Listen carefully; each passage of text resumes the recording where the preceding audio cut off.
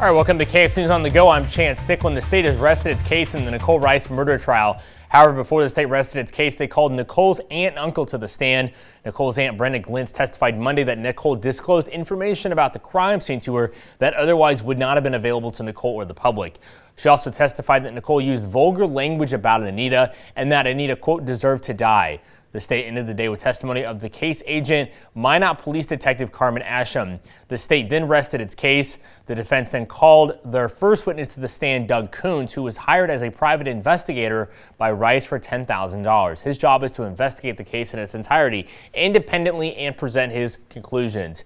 He began with questioning one of the prosecution's main points about the entrance to the apartment and the key theory. Prosecution believed that whoever committed this act had to have a key, and that was a point that I disagree with. Why is that? I don't think they had to have a key because we don't know for sure that the door was locked when whoever got there came in. They could have encountered an unlocked door, entered, locked it behind them, done their act, and then exited through the window. Or they could have come in through the window and back out of the window. Despite this reenactment thing, it can be done. Locks can be picked. That's a cheap lock that can get purchased at any hardware store, and there's multiple videos online of people picking them in seconds. Whether or not a key can be reproduced, we heard testimony of that. There were not self-service kiosks back in those days, but you could go to a hardware store and get a key reproduced.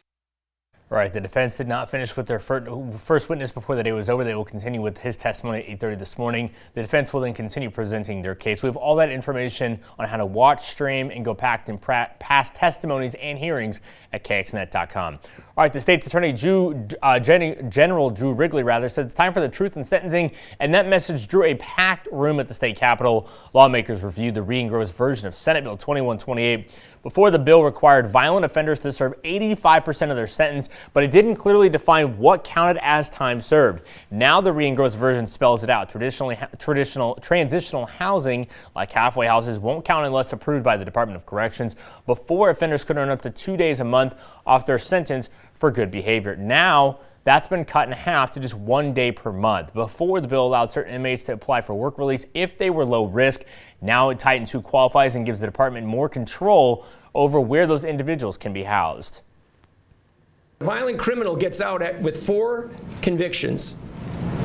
They serve a short time. They go into the transition center back in your community, not secure, seldom drug tested, routinely committing additional offenses. We want people to come home better than they came in. That's our job. The Department of Corrections, our job is to make people better. We do everything we can to do that. What 2128 actually does is it takes time credits away that incentivizes people to participate in education, rehabilitation, and make changes in their life. With Monday's second reading in the House complete, the next step for the Senate Senate Bill 2128 is a full House vote. If it passes there, it'll head to the governor's desk for final approval. Supporters say changes bring more consistency and accountability to sentencing. Opponents say they'll be watching closely to see how the final version affects rehabilitation and early release options. Here's Andre with a Check Your Forecast. Well, thank you so much, Chance. And looking here in the capital city, we are seeing those clouds continue to be on the decrease here, and our current temperatures are at 30 degrees, and the winds are relatively calm for right now. But as we head over into the Magic City, we are seeing a magical sky for sure with that sun rising right now, and temperatures are at 32 degrees, and the winds are out of the south and west at 11 miles per hour. And again, these winds are expected to continue to increase throughout the day today. And we're continuing to see, however, these clouds decreasing, and it's because we are starting to see that drier air push into our neck of the woods caused by an area of high pressure that is to our south. But other than that, we're going to continue to see these clouds continue to decrease throughout the day today. And our current temperatures right now, our temperatures are mainly in the 30s and the 40s, and we have a few 20s, including there in Hazleton at 29 degrees and 27 degrees there in Crosby. But other than that, things are looking pretty good as we start out our Tuesday,